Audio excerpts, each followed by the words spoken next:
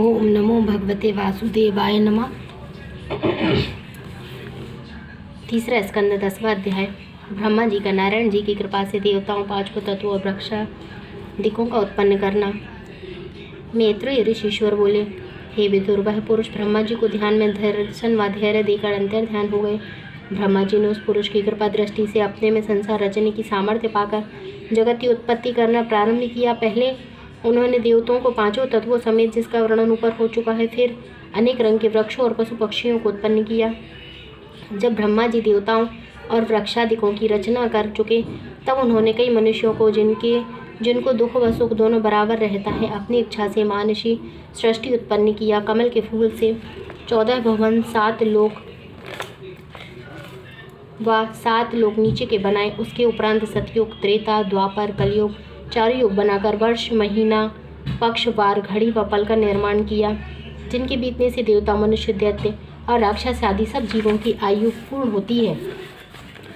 देवता, दैत्य, राक्षस और मनुष्य की योनि सामने तथा पशु पक्षी आदि की योनि पीछे होती है। ब्रह्मा की आयु को एक दिन में 14 मनवंतर बीतते हैं। एक मनवंतर में 71 चतुर्युग भोग करते हैं, जो 994 चतुर्युग हुए। यह बीत जावे तब ब्रह्मा की आयु का एक दिन समझना चाहिए।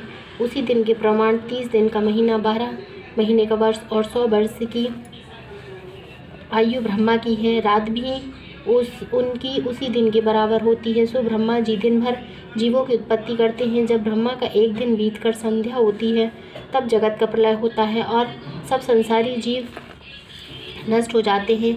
तब रात बीतकर सवेरा होता है। तब ब्रह्मा जी सब जीवों को उन्हीं के कर्मानुसार वैसी योनि में उत्पन्न करते हैं। इसी तरह जब 50 वर्ष ब्रह्मा जी की आयु बीत जाती है, तो उसको अर्ध प्रलय कहते हैं। और जब 100 वर्ष ब्रह्मा जी की आयु पूरी होकर उनका तन छूट जाता है, तब महाप्रलय होकर चारों तरफ पानी के सिवा और कुछ नहीं रहता। एक वही आदि पुरुष अविनाशी अकेले रह जाते हैं। यह हाल एक ब्रह्मांड का कहा गया। ब्रह्मांड का स्वरूप गूलर के फल के समान समझना चाहिए। इसी तरह बहुत से ब्रह्मांड हैं और सबके मालिक, उत्पन्न, पालन व नाश करने वाले आदि पुरुष भगवान ही हैं। वह चाहे तो कई हजार ब्रह्मांड एक क्षण में उत्पन्न करके फिर उनका नाश कर देवे, उसका कोई भेद नहीं जान सकता। वह नारायण जी उस समय भी थे जब कोई नहीं था, और जब कुछ ना रहेगा तब भी वे अविनाशी पुरुष स्थिर रहेंगे। मृत्यु उनके पास नहीं आ सकती। वे सदा एक स्वरूप रहते हैं, घटने बढ़ने से कुछ प्रयोजन नहीं रखते। जो कुछ इस ब्रह्मांड में देखते हो, उस सब की रचना है। जो काम उत्तम मध्यम किसी मनुष्य से होता है, सबका हाल वे जानते हैं। इस ब्रह्मांड को गूलर के फल के समान समझना चाहिए।